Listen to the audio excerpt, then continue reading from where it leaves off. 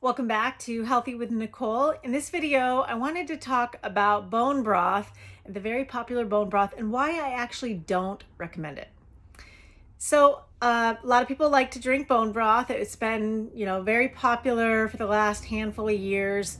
And understandably, I think people have great intentions when they're drinking bone broth. They want to get the minerals out of the bones of the animal and collagen and things like that. So those are great reasons, but I think there's a better way to do it. So I recommend different things besides bone broth. And the reason is because bone broth can be made with larger bones from cows that are older. And I do have concerns about there being lead in some of those bones. Older, larger bones, especially when they're cooked for a long time, can leach out some of those minerals that you actually don't want. And also, those same bones need to be cooked for a long time in order to pull out the gelatin and things like that. And some people can have problems with histamine, and a histamine reaction is kind of like an allergic reaction. It can show up like a skin rash or, some sort of digestive system problem. A lot of people get diarrhea.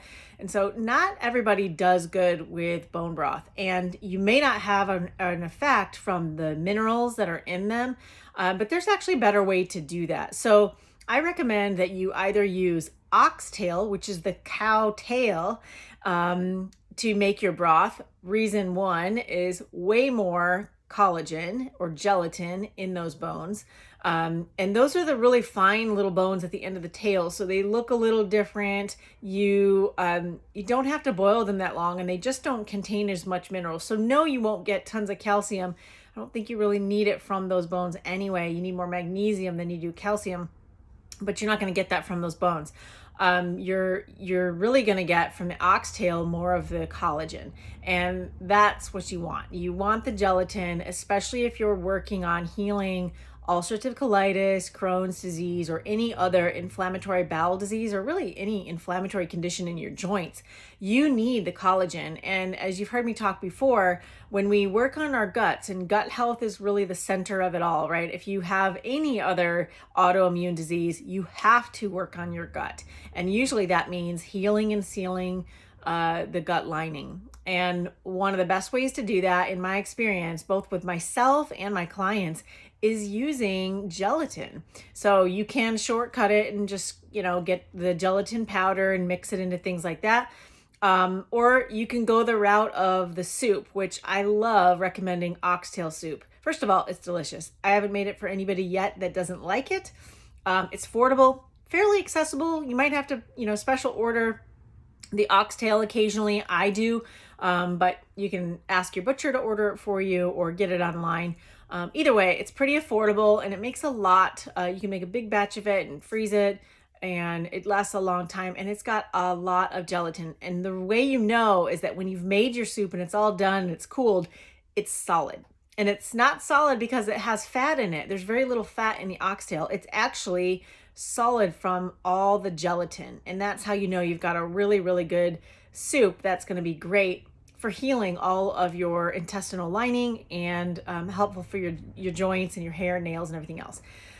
So this is a much better way to get your, I'm going to say, bone broth, your nutrients that you're trying to get through broth. In my opinion, you can also boil a chicken carcass, which I do all the time because we make all kinds of soups here in the winter, and I love it. And it's very easy. You can boil a chicken carcass for a couple of hours and get the same effect. Not much bones. You're not going to get a whole lot of minerals from that. Maybe a little bit of calcium, but again, you want more magnesium than you do calcium anyway, which you won't get from those bones. So you will get a lot of gelatin, and if you've boiled it enough and you have it concentrated enough, it should be solid when it's cold. So use that as your measure. So again, we're going to go oxtail over bone broth because of the long bones possibly containing other contaminants that you don't want, like lead. And as a quick option, if you can't find the oxtail, you can always boil the chicken carcass with all the bones from the wings and the neck and the whole bit.